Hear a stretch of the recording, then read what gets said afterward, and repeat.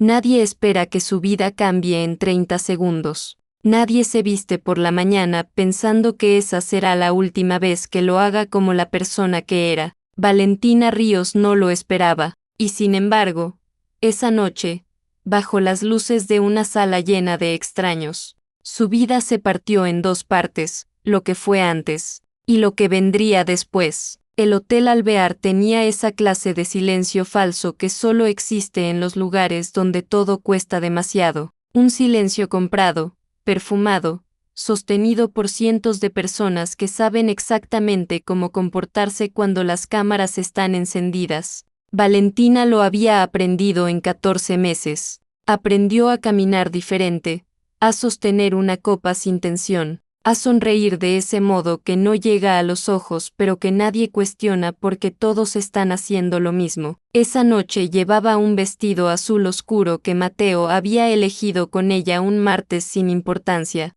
en una tienda donde los precios no estaban escritos porque si tienes que preguntar, no es para ti. Valentina había preguntado igual. Mateo se había reído. Ese recuerdo, 3 semanas después, la seguiría durante mucho tiempo. Estaban en el estrado. La gala benéfica del Grupo Villalba era un evento anual, una de esas noches donde el dinero se disfraza de generosidad y todos se van a casa sintiéndose mejores personas. Valentina no pensaba eso con sí mismo, lo pensaba con la lucidez tranquila de alguien que creció en un barrio donde la caridad llegaba en bolsas de plástico, no en cheques con nombre en el programa de mano. Mateo tomó el micrófono. Ella lo miró de perfil, como lo había mirado cientos de veces. Conocía la línea de su mandíbula, la forma en que apretaba los labios justo antes de hablar en público, la manera en que sus hombros bajaban 1 centímetro cuando finalmente se relajaba.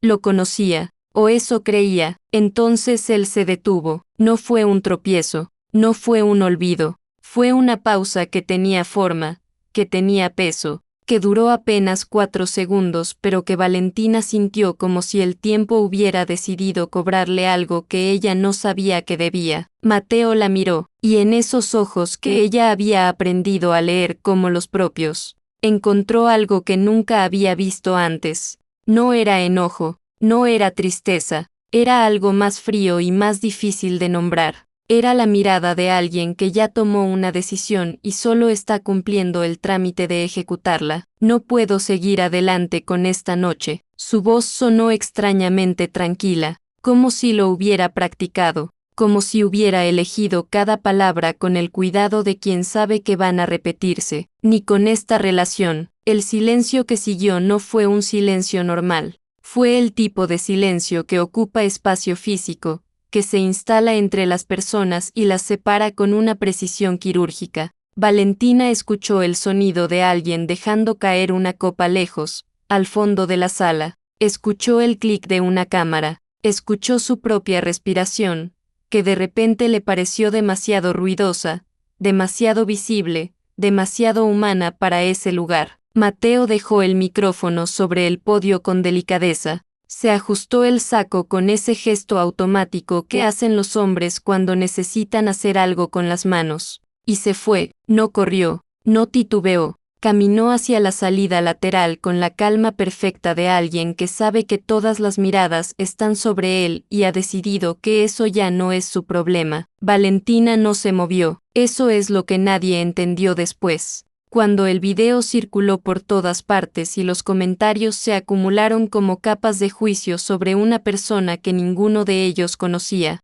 muchos dijeron que debió haberse ido, que debió haber llorado, o gritado, o seguido a Mateo, o al menos haberse tapado la cara. Pero Valentina no hizo nada de eso. Se quedó parada bajo las luces, con los flashes disparándose a su alrededor como pequeñas explosiones blancas. Y simplemente existió en ese momento con toda la dignidad que le quedaba, que era más de lo que cualquiera habría esperado. Por dentro, era otra historia. Por dentro, Valentina estaba haciendo algo que había aprendido a hacer desde los 16 años. Cuando su padre murió y alguien tenía que seguir funcionando en esa casa, estaba calculando, no en el sentido frío de la palabra, sino en el sentido de supervivencia. Estaba contando lo que tenía, lo que le quedaba, lo que necesitaba para seguir de Piero. Tenía un vestido que no era suyo aunque lo hubiera pagado él. Tenía 200 personas mirándola. Tenía el teléfono en una pequeña cartera azul que colgaba de su muñeca. Tenía una hija de 5 años en un hospital pediátrico, a 20 minutos de ahí, y tenía un secreto, que Mateo había descubierto, de la peor manera posible, sin contexto, sin su voz explicándolo, sin el amor que debería haberlo acompañado desde el principio. Eso era lo que nadie en esa sala sabía. Eso era lo que el video de 2 millones de reproducciones no mostraba, que el abandono más visible de esa noche no era el más doloroso, que la verdadera historia de Valentina Ríos no empezaba ni terminaba en ese estrado, bajo esas luces, frente a esas cámaras. Empezaba mucho antes, en una ciudad distinta, en una vida que ella había construido sola, ladrillo por ladrillo, con las manos y con el miedo y con ese amor extraño y feroz que solo conocen las personas que aprendieron a querer sin red. Y esa noche, mientras el mundo la miraba caer, Valentina Ríos pensó en Sofía, solo en Sofía. Se recogió el vestido con una mano, tomó su cartera con la otra, y bajó del estrado sin correr. Cruzó la sala con la cabeza alta, no por orgullo, sino porque ya no le quedaba energía para ninguna otra cosa que no fuera llegar a donde tenía que llegar. Afuera, el aire de Buenos Aires golpeó su cara, con esa honestidad brutal que solo tiene la calle cuando uno viene de un lugar demasiado cerrado. Levantó la mano para detener un taxi. El teléfono vibró. Era el hospital. Hay ciudades que te forman y ciudades que te obligan a formarte sola. Lanús no era un lugar difícil en el sentido que aparece en las noticias. Era difícil en el sentido cotidiano, silencioso, del que nadie hace documentales. Era difícil en el sentido de que las cosas costaban más de lo que entraba, de que los planes tenían fecha de vencimiento corta, de que aprendías muy temprano que el mundo no te debe nada y que esa verdad, aunque duela, es la más útil que existe. Valentina Ríos creció en una casa con piso de cerámica fría y una cocina que olía a café y a humedad. Su madre, Elena, era enfermera de turno rotativo, de esas que llegan a casa con los pies destruidos y todavía preguntan cómo te fue en el colegio antes de sentarse. Su padre, Roberto, era mecánico. Tenía las manos permanentemente oscuras en los bordes de las uñas, no por descuido sino por oficio, y una forma de reírse que llenaba cualquier habitación en la que estuviera. Valentina heredó de su madre la resistencia, heredó de su padre la risa, y cuando Roberto murió de un infarto una tarde de martes sin previo aviso, sin despedidas, sin tiempo para prepararse, Valentina tenía 16 años y descubrió que había heredado de ambos algo más profundo y más difícil de nombrar: la capacidad de seguir funcionando cuando todo dentro de uno quiere detenerse. No lloró en el velorio, lloró 2 semanas después, sola en el baño, con el agua de la ducha abierta para que su madre no la escuchara, porque Elena ya cargaba suficiente, y Valentina había tomado la decisión, sin que nadie se la pidiera, de no ser un peso más. Eso marcó todo lo que vino después. Estudió con una beca parcial que cubría la mitad de los aranceles y dejaba la otra mitad como una deuda constante al fondo de su cabeza. Trabajó de mesera los fines de semana, de asistente administrativa durante las vacaciones, de lo que fuera necesario sin que eso sonara a sacrificio en su propia mente, porque para Valentina no era sacrificio, era simplemente la forma en que funcionaban las cosas. Algunos tenían una red.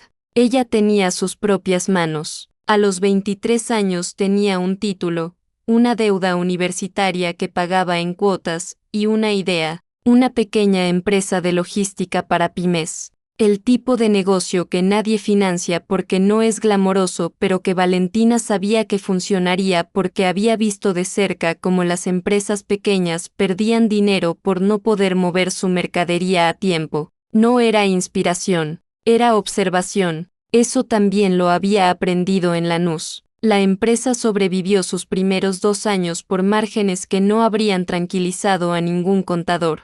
Pero sobrevivió, y Valentina con ella. Sofía llegó cuando Valentina tenía 24 años, en una relación que parecía sólida hasta que dejó de serlo. Marcos era buena persona en el sentido superficial de la palabra, el sentido que se sostiene mientras las circunstancias acompañan. Cuando el diagnóstico llegó, cuando los médicos dijeron las palabras que nadie quiere escuchar en una sala pequeña con luz fluorescente, Marcos estuvo presente exactamente 3 semanas. Después empezó a llegar tarde, después empezó a no llegar, y después, sin una conversación, sin una pelea, sin el mínimo respeto de una explicación, simplemente no estaba más. Valentina no lo persiguió, no lo llamó, no le rogó, buscó el mejor nefrólogo pediátrico que pudo encontrar. Reorganizó sus finanzas con una frialdad que por dentro la asustaba un poco, y decidió que Sofía tendría todo lo que necesitara aunque eso significara que ella no tendría nada más. Eso no era heroísmo,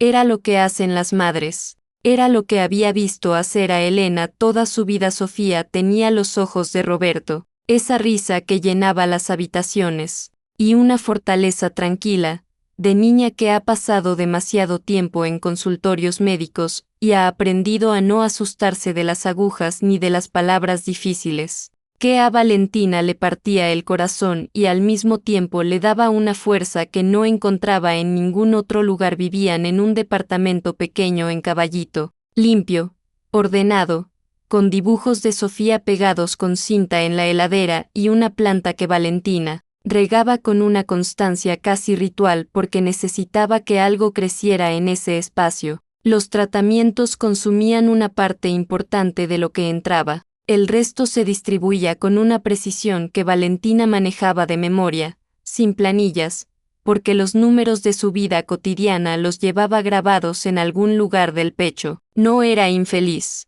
eso es importante decirlo. Había encontrado una forma de habitar su vida que no dependía de las circunstancias externas, porque las circunstancias externas habían demostrado ser poco confiables. Había construido un mundo pequeño pero real, con amor adentro, con propósito, con la dignidad intacta de alguien que no le debe su estabilidad a nadie más que a sí misma. Y entonces apareció Mateo, no en una noche romántica, no con música de fondo ni con esa iluminación perfecta que tienen los encuentros en las películas. Apareció en una sala de reuniones un lunes por la mañana, llegando tarde con el saco sobre el brazo y una disculpa genuina que no sonó a fórmula. Valentina estaba presentando su propuesta de servicios logísticos frente a un grupo de directivos del Grupo Villalba, la mayoría de los cuales miraban sus teléfonos con discreción apenas disimulada. Mateo se sentó,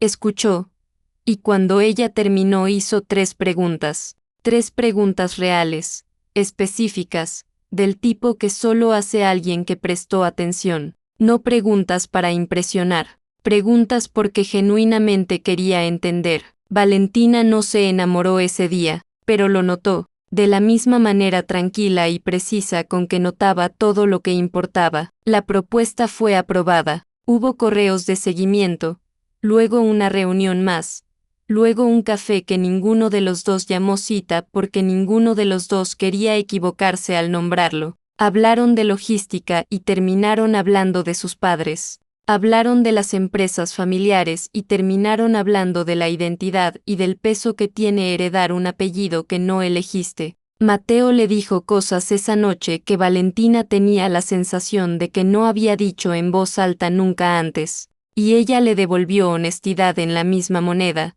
en todo lo que podía, en todo lo que no implicaba nombrar a Sofía todavía, porque Sofía era el límite, no por vergüenza. Valentina necesitaría que alguien le explicara durante mucho tiempo que tendría de vergonzoso tener una hija. Era por miedo, un miedo específico, aprendido, con nombre y apellido, el miedo de abrir esa puerta y ver a alguien alejarse, de nuevo, con la misma falta de explicación de siempre. Así que esperó, se dijo que esperaría el momento correcto, ese momento en que uno siente que el terreno es lo suficientemente firme como para poner algo frágil encima sin que se rompa, y mientras esperaba, la relación crecía, y mientras la relación crecía, el momento correcto se iba volviendo más necesario y al mismo tiempo más difícil de encontrar. Era una trampa construida con buenas intenciones. Valentina lo sabía, pero saberlo no la hacía más fácil de salir. Mateo,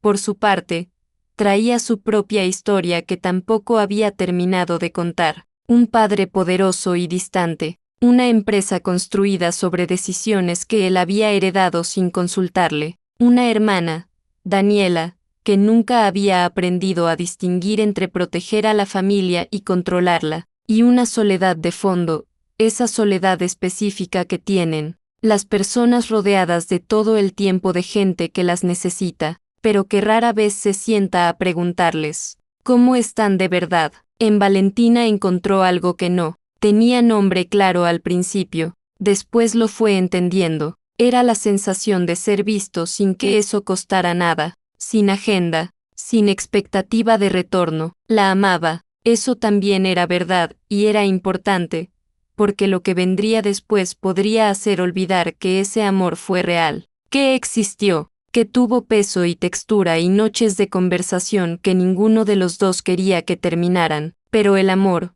por sí solo, no llena los espacios que el silencio va dejando. Y Valentina y Mateo, cada uno a su manera, llevaban demasiado tiempo siendo expertos en guardar silencio sobre las cosas que más importaban. Eso tiene un costo, siempre tiene un costo, y la vida, con esa paciencia implacable que la caracteriza, siempre encuentra el momento de cobrarlo. Hay una forma particular de deterioro que no hace ruido. No llega con una pelea ni con una traición evidente ni con ese momento dramático que uno podría identificar después y decir, ahí fue. Llega como llega la humedad a las paredes, despacio, por los bordes, invisible hasta que ya está adentro de todo. Así llegó el cambio a la relación de Valentina y Mateo, sin aviso, sin que ninguno de los dos pudiera señalar el día exacto en que algo empezó a moverse en la dirección equivocada. Valentina lo sintió primero en las pausas. Mateo siempre había sido un hombre de pausas pensadas,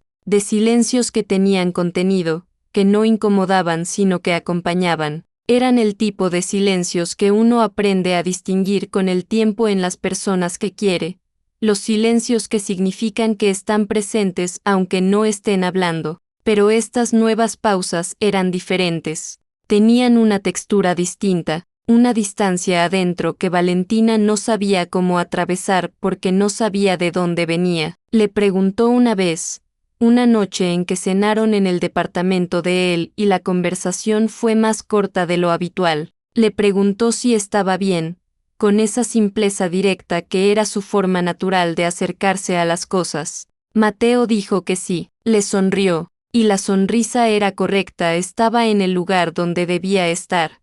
Pero Valentina había aprendido a leer los detalles de ese rostro con una precisión que el amor construye sin que uno se lo proponga, y supo que algo no estaba bien aunque no supiera qué. No insistió. También ella tenía cosas que no estaba diciendo. Eso es lo que más le costaría entender después. En esas horas largas que siguieron a la gala, cuando tuvo tiempo de revisar cada momento buscando las señales que debió haber visto, que los dos habían estado cargando cosas en silencio al mismo tiempo, en la misma relación, y que ese peso paralelo los había ido separando sin que ninguno lo nombrara. Daniela Villalba había aparecido en la vida de Valentina de manera gradual, con esa inteligencia social de quien sabe que las entradas bruscas generan defensas. Primero fue cordial, luego fue amable, el tipo de amabilidad que tiene demasiada forma, demasiado cálculo en los gestos,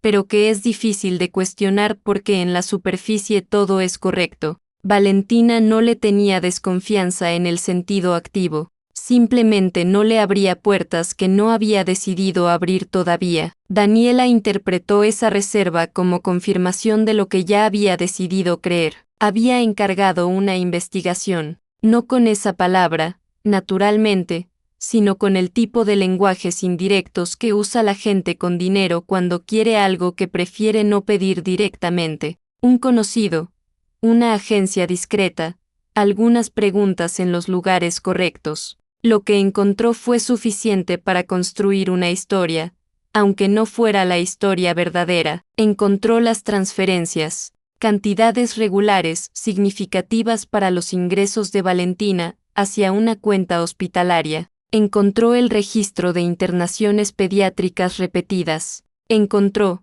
en algún documento que no debería haber estado disponible pero que el dinero a veces hace aparecer, el nombre de Sofía Ríos y su diagnóstico. Lo que Daniela construyó con esa información no fue una mentira completa, fue algo más peligroso, fue una verdad reordenada, una secuencia de hechos reales presentados en un orden y con un marco que los convertía en otra cosa, una mujer sin recursos, un hombre rico, una hija enferma que requería dinero, una relación que comenzó semanas después de que los tratamientos se volvieran más costosos. La conclusión que Daniela quería que Mateo sacara no necesitó ser dicha en voz alta, solo necesitó ser sugerida con las preguntas correctas, en los momentos correctos, con esa delicadeza de quien finge estar preocupado cuando en realidad está construyendo algo. ¿Sabes mucho de su situación económica real?, le preguntó una tarde,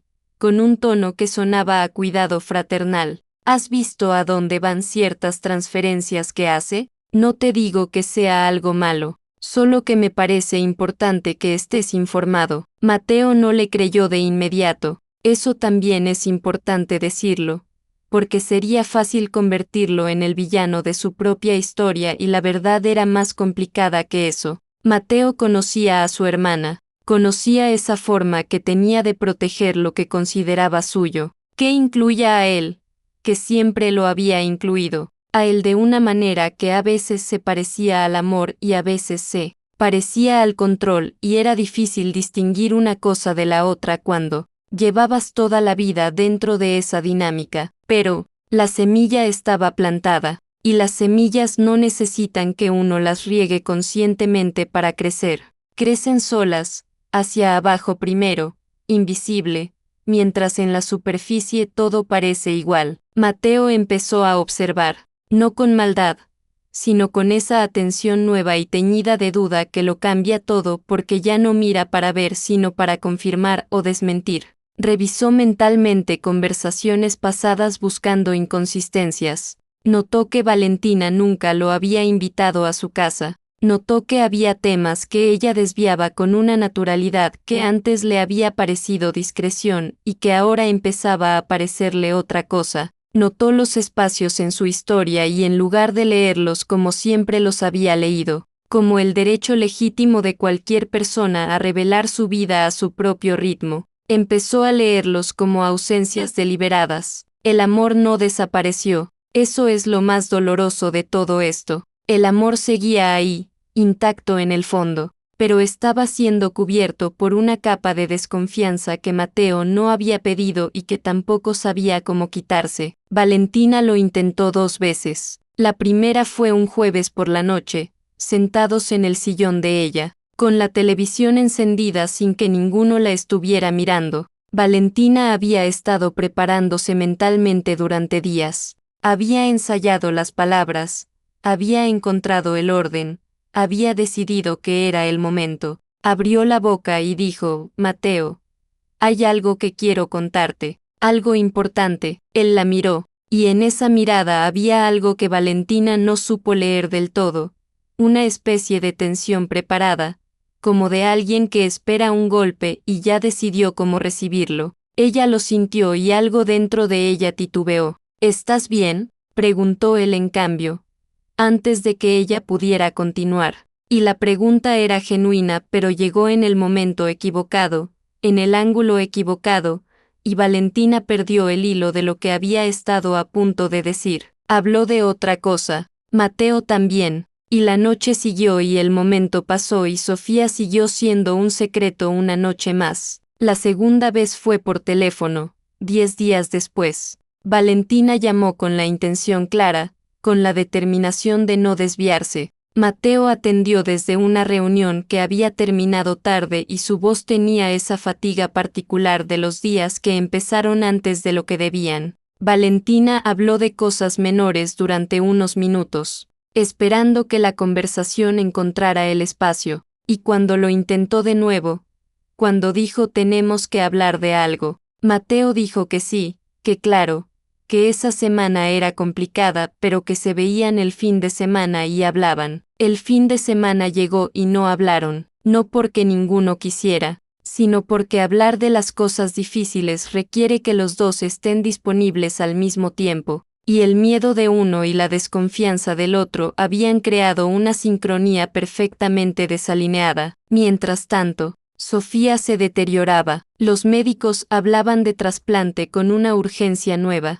con esa forma de pesar las palabras que tienen los profesionales de la salud cuando quieren ser honestos sin provocar pánico. Valentina escuchaba con una calma que era real y al mismo tiempo era una herramienta, porque si se permitía sentir el tamaño completo de ese miedo en ese momento, no sabría cómo seguir funcionando, y tenía que seguir funcionando. Siempre tenía que seguir funcionando. Las noches en el hospital eran largas y silenciosas. Valentina se sentaba junto a la cama de Sofía y miraba esa cara dormida con la mezcla de amor y de terror que solo conocen los padres que han estado en esos pasillos, y pensaba en Mateo, pensaba en decírselo, pensaba en que necesitaba decírselo ya. No por ella, sino porque el secreto había crecido demasiado y ya no cabía solo en sus manos. Pero el miedo también había crecido, y ahora había algo más, la sensación creciente de que algo había cambiado en él sin que ella entendiera todavía por qué, de que si llegaba con una verdad de ese tamaño en un momento en que la relación tenía una grieta que ninguno había nombrado todavía, las probabilidades de que todo se rompiera de golpe eran demasiado altas. 3 días antes de la gala, Valentina olvidó su cartera en el departamento de Mateo. Era una cartera pequeña, de uso cotidiano, con su billetera, sus llaves y una carpeta médica doblada que llevaba consigo desde hacía semanas porque la necesitaba para las reuniones con los médicos, y había dejado de pensar en ella como algo extraordinario porque para ella ya formaba parte de lo ordinario de su vida. Mateo la encontró esa tarde, la abrió sin intención de leer lo que había adentro. Lo hizo para ver a quién pertenecía la carpeta, con esa automaticidad inocente de quien no espera encontrar nada importante, y encontró el nombre de Sofía, el diagnóstico, los registros de los últimos 2 años de tratamiento, las firmas de los médicos, las fechas, toda una vida paralela, completa, documentada, que Valentina había llevado a su lado durante 14 meses sin decirle una sola palabra. Mateo se sentó en el sillón con la carpeta abierta en las manos y no se movió durante un tiempo que no habría podido medir.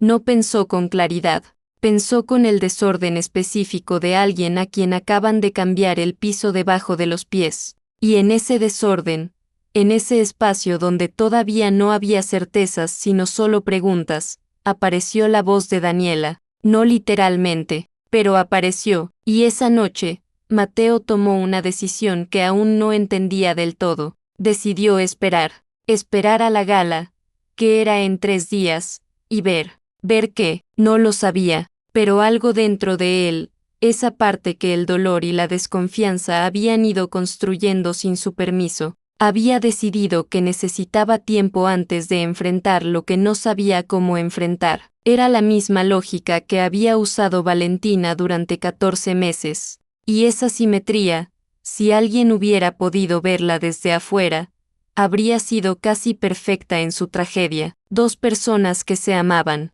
2 personas que tenían miedo, 2 personas esperando el momento correcto que ninguna de las dos encontraría a tiempo. Hay mensajes que llegan en el momento equivocado y cambian todo lo que estaba a punto de ocurrir, no porque contengan una verdad nueva, sino porque llegan cuando la persona que los recibe ya está demasiado frágil para leerlos con claridad. Mateo Villalba recibió ese mensaje mientras se ajustaba el nudo de la corbata frente al espejo del baño, 40 minutos antes de bajar al salón de la gala. Era de Daniela, y aunque no era la primera vez que su hermana le enviaba algo sobre Valentina, esta vez fue diferente. Esta vez el contenido tenía forma de prueba. Era una conversación capturada entre Valentina y una amiga, texto sobre fondo blanco, el tipo de captura de pantalla que parece objetiva porque no tiene contexto visible alrededor. Y en esa conversación, en esas líneas que Mateo leyó 2 veces, 3 veces, con el teléfono cada vez más quieto en su mano, había una frase que Daniela había subrayado con un círculo en rojo. Valentina hablando de él, Valentina diciéndole a alguien, Mateo es un puente hacia algo mejor. Mateo bajó el teléfono, se miró en el espejo y no reconoció del todo la cara que le devolvió el reflejo. Era su cara, sí, pero con algo apagado adentro, algo que había estado encendido durante 14 meses, y que en ese momento, en ese baño, con ese teléfono en la mano, encontró la forma de apagarse. Un puente, no un hogar, no una persona, un puente hacia algo mejor. No llamó a Valentina para preguntarle, no llamó a Daniela para pedirle el contexto completo. Hizo lo que hacen las personas cuando el dolor llega antes que la razón o tomó la información tal como estaba, la encajó en el espacio que la desconfianza había ido preparando durante semanas, y bajó al salón con una decisión tomada que todavía no sabía exactamente cómo iba a ejecutar. Lo que ocurrió en el estrado, el mundo ya lo sabía, el video lo había visto demasiada gente, pero lo que ocurrió después, lo que la cámara de nadie capturó porque nadie sabía dónde mirar. Eso es la parte de la historia que importa. Valentina salió del hotel con el vestido azul y el teléfono vibrando y tomó un taxi sin mirar atrás, no porque no quisiera mirar, sino porque había algo más urgente que su propio dolor. Algo que llevaba 5 años siendo más urgente que cualquier otra cosa que le ocurriera a ella. La llamada del hospital duró 40 segundos. Las llamadas importantes siempre son más cortas de lo que uno esperaría. La enfermera usó palabras medidas, profesionales, del tipo que están diseñadas para informar sin alarmar. Pero Valentina había pasado suficiente tiempo en esos pasillos como para leer entre las líneas con precisión. Sofía había tenido una crisis durante la noche. Estaba estabilizada, pero necesitaban que ella estuviera ahí. El taxista no dijo nada durante el trayecto. Valentina tampoco. Miraba por la ventana los letreros iluminados de Buenos Aires pasar a una velocidad que no correspondía a lo que sentía por dentro, donde todo iba lento y denso y con esa gravedad particular de los momentos en que la vida te recuerda cuáles son sus prioridades reales. Se cambió en el baño del hospital. Llevaba siempre ropa en una bolsa pequeña en el casillero de la planta pediátrica porque había aprendido, con el tiempo y con las crisis anteriores, que estar preparada no era pesimismo sino respeto por la realidad. Se quitó el vestido azul con cuidado, lo dobló, lo guardó, se puso unos jeans y una camiseta de algodón gris, se limpió el maquillaje con una toallita, y cuando se miró en el espejo pequeño sobre el lavabo, vio exactamente lo que era, una mujer de 27 años con ojeras y el pelo recogido y una fortaleza que nadie le había regalado. Sofía dormía cuando Valentina entró a la habitación. Tenía esa forma de dormir de los niños que han pasado mucho tiempo en hospitales. Una quietud que no es completamente tranquila porque el cuerpo aprendió a descansar en condiciones que no deberían ser normales pero que se volvieron normales de todas formas. Valentina se sentó en la silla junto a la cama, tomó la mano pequeña de su hija entre las suyas, y por primera vez en toda la noche, dejó que algo se le rompiera por dentro. No lloró con ruido, lloró de esa manera silenciosa que es la única disponible cuando no puedes darte el lujo de derrumbarte del todo porque hay alguien que te necesita entero. Lloró por Mateo, lloró por lo que no había dicho a tiempo. Lloró por ese estrado iluminado y por los flashes y por la mirada de él que ya no era la mirada que conocía, y después se limpió la cara con el dorso de la mano y se quedó ahí, sosteniendo a Sofía, que era lo único que en ese momento tenía sentido sostener el mundo. Mientras tanto, Estaba haciendo lo suyo. El video había llegado a 2 millones de reproducciones antes de la medianoche. Los comentarios se dividían con esa velocidad característica de las redes sociales, donde la gente toma partido por personas que no conoce con una certeza que no tiene ninguna base real. Algunos defendían a Valentina, muchos la juzgaban, construían versiones de su historia con los datos que tenían, que eran casi ninguno, y las presentaban como conclusiones con la confianza de quien cree que ver un fragmento de 30 segundos es suficiente para entender una vida. Valentina no lo sabía esa noche, no abrió el teléfono hasta la mañana siguiente, y cuando lo hizo, lo cerró casi de inmediato, con esa claridad de quien decide que hay cosas que simplemente no puede permitirse procesar en ese momento. Lo que sí ocurrió esa noche, en un departamento del otro lado de la ciudad, fue que Mateo no durmió, se sentó frente a la ventana con la ciudad abajo y ese silencio de las 3 de la mañana que tiene la honestidad brutal de las horas en que las defensas bajan, y uno se queda solo con lo que realmente siente, y lo que Mateo sentía no era la satisfacción fría de alguien que tomó la decisión correcta, era algo mucho más parecido a la duda, a esa duda específica que llega demasiado tarde, cuando el acto ya fue cometido y no puede deshacerse, y que tiene un sabor particular que no se parece a ninguna otra cosa. Pensó en la carpeta médica, pensó en el nombre de Sofía, pensó en Valentina durante 14 meses,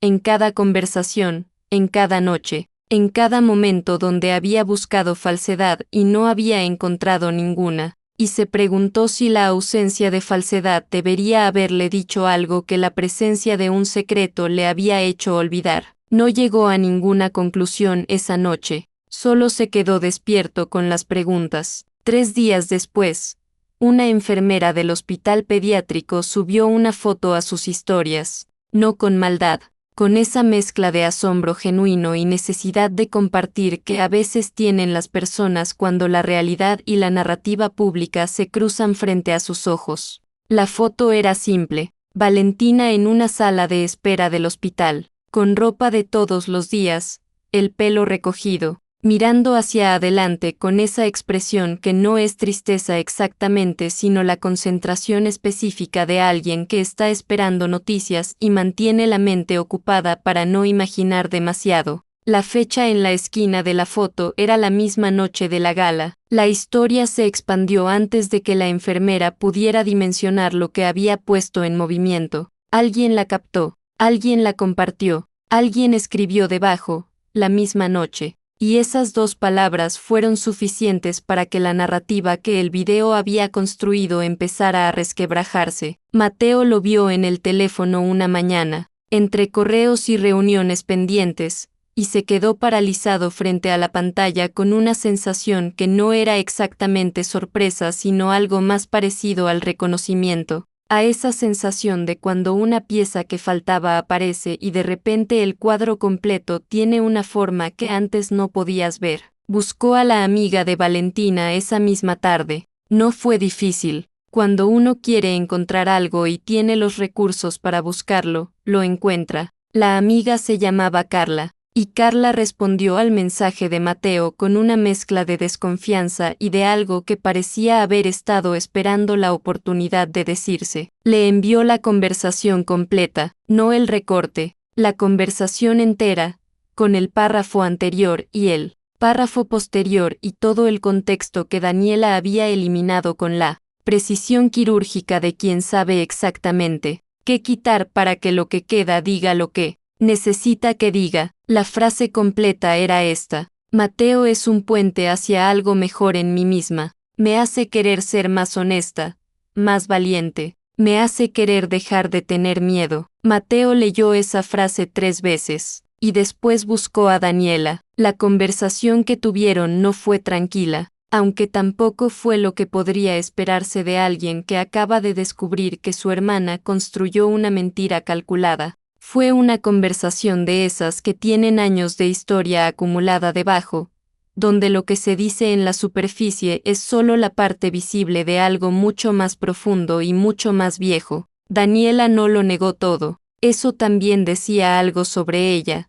sobre esa parte de ella que creía genuinamente en lo que había hecho. Dijo que lo había protegido, que alguien tenía que hacerlo, que esa mujer tenía secretos y los secretos son señales de algo. Mateo la escuchó hasta el final, y cuando terminó le dijo, con una calma que le costó más de lo que parecía, que la familia que él quería construir no era la que su padre había construido, que proteger no podía significar manipular, que el amor que destruye para preservar no es amor, es control con otro nombre. Daniela no respondió, se fue, y Mateo se quedó solo en esa habitación con todo lo que acababa de entender y con todo lo que todavía faltaba por hacer. Fue al hospital esa tarde. Valentina estaba en la sala de espera de la planta pediátrica. Cuando lo vio entrar, no hubo música, no hubo iluminación especial. Hubo una sala con sillas de plástico y luz fluorescente y el sonido lejano de un televisor encendido en algún cuarto, y Mateo parado en la entrada con el saco puesto y esa expresión de alguien que preparó lo que iba a decir, y en el momento real descubrió que las palabras preparadas no sirven para nada. Valentina lo miró,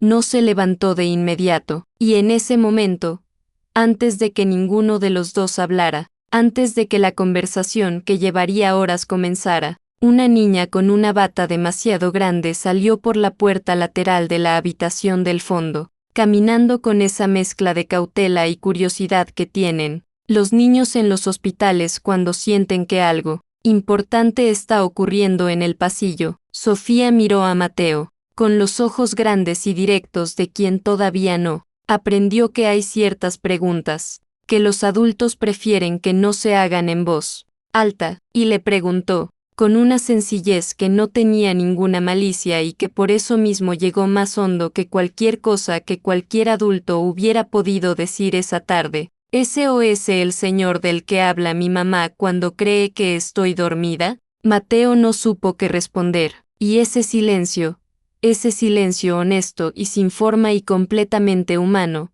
fue la primera cosa real que dijo en días. Hay cosas que el perdón no puede deshacer, no porque el perdón no sea real, sino porque algunas experiencias cambian la forma en que uno ocupa el mundo, y esa forma nueva ya no cabe exactamente en el espacio que existía antes. Valentina lo entendió esa tarde en el hospital, mirando a Mateo mirar a Sofía, viendo en su cara el peso de todo lo que había ocurrido, y de todo lo que recién estaba empezando a entender.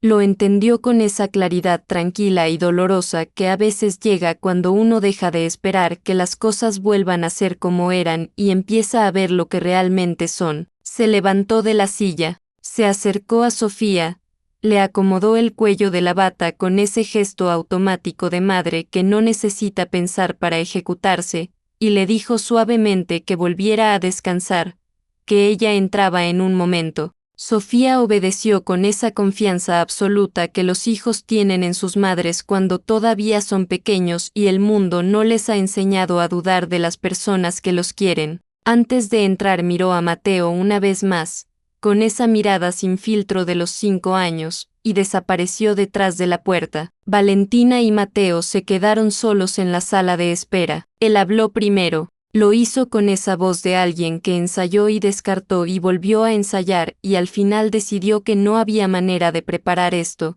que lo único que quedaba era decir la verdad en el orden en que llegaba. Le pidió perdón, no con rodeos ni con explicaciones que llegaran antes que las disculpas. Directamente, le dijo que había elegido creerle a alguien más antes de preguntarle a ella, que había tomado una decisión en un estrado frente a cientos de personas sin darle la oportunidad de hablar, que eso estaba mal, que lo sabía. Valentina lo escuchó, no con los brazos cruzados ni con la mandíbula apretada de quien se prepara para defenderse. Lo escuchó de la misma manera en que había aprendido a hacer todo lo difícil en su vida, con una presencia completa que no significaba acuerdo sino simplemente la decisión de no escaparse del momento aunque doliera. Cuando Mateo terminó, hubo un silencio que no fue incómodo sino necesario. del tipo que existe entre dos personas cuando acaban de decirse algo real y el aire necesita un momento para acomodarse alrededor de eso. Valentina habló despacio,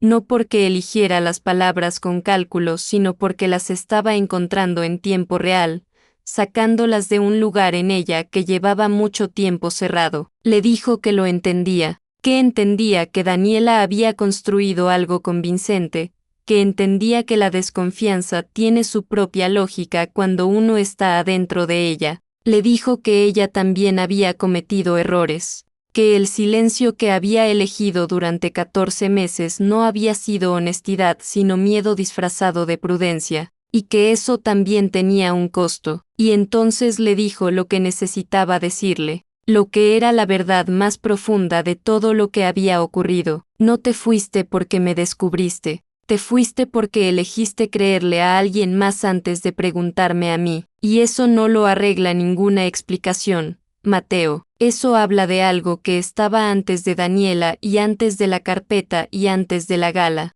Habla de cuánto confías en lo que construimos. Y esa es la pregunta que yo no sé si puedo responder por vos. Mateo no respondió de inmediato. Recibió esas palabras sin defenderse, que era probablemente la cosa más honesta que había hecho en toda esta historia, y en ese silencio que siguió, en esa sala de espera con sillas de plástico y luz que no favorecía a nadie, algo se resolvió entre ellos que no era una reconciliación ni una ruptura definitiva, sino algo más complejo y más humano que cualquiera de las dos cosas. Era el reconocimiento mutuo de dos personas que se habían fallado de maneras distintas y que ahora tenían que decidir qué hacer con eso. No llegaron a ninguna conclusión esa tarde. No había conclusión posible todavía. Mateo se fue cuando los médicos necesitaron hablar con Valentina sobre el siguiente paso del tratamiento de Sofía. Se fue sin promesas y sin planes.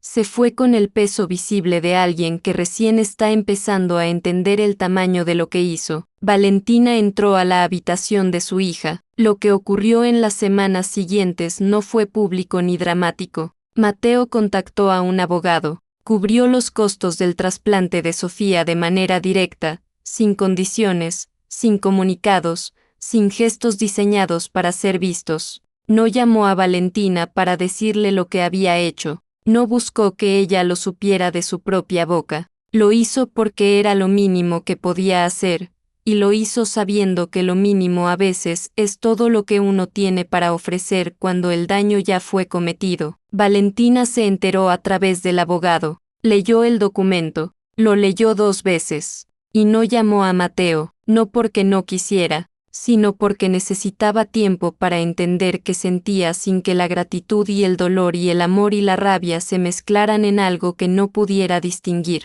Necesitaba encontrar el lugar en ella desde donde hablar, si es que había algo que decir, sin que ese lugar estuviera contaminado por la urgencia de resolver o por la tentación de simplificar, algo que no era simple. Pasaron 4 meses. Sofía entró en lista de trasplante y su condición se estabilizó lo suficiente como para que los médicos hablaran con un optimismo cuidadoso, del tipo que no promete pero que tampoco cierra puertas. Valentina reorganizó su vida de nuevo, como lo había hecho tantas veces, con esa capacidad de adaptación que no era resignación sino inteligencia práctica aplicada a las circunstancias reales. La empresa siguió, pequeña, precaria en los bordes, pero suya, siempre suya, y un día, sin que hubiera una razón específica que lo explicara más allá de que las cosas a veces encuentran su momento sin que uno los planifique,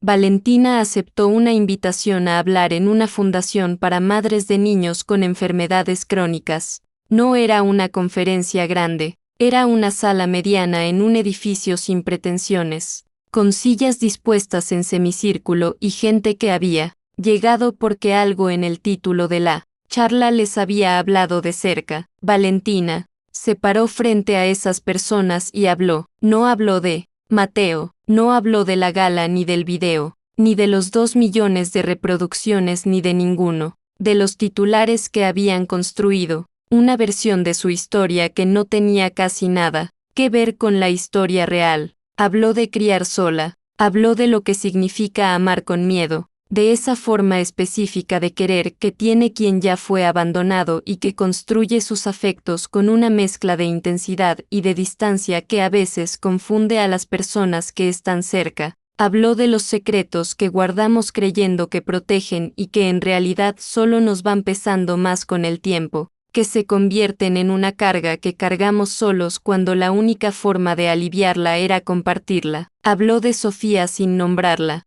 o más bien la nombró de la única manera que importaba, como la razón por la que había aprendido que el miedo no es una excusa sino una explicación, y que las explicaciones no justifican pero sí iluminan, y que iluminar las cosas es el primer paso para no repetirlas. La sala escuchaba con esa quietud particular de la gente que reconoce algo propio en las palabras de alguien más. Valentina no lloró, no porque no hubiera emoción, sino porque había encontrado, en algún lugar de esos 4 meses, una manera de habitar su propia historia sin ser destruida por ella, de llevarla consigo sin que la aplastara. Al fondo de la sala, en la última fila, alguien escuchaba. La historia no confirma quién era, no lo muestra, no lo necesita, porque esta historia nunca dependió de ese detalle para tener sentido. Si era Mateo o no era Mateo, si hubo una conversación después o no la hubo, si el amor encontró alguna forma nueva de existir o simplemente se transformó en algo diferente que tampoco tiene nombre exacto,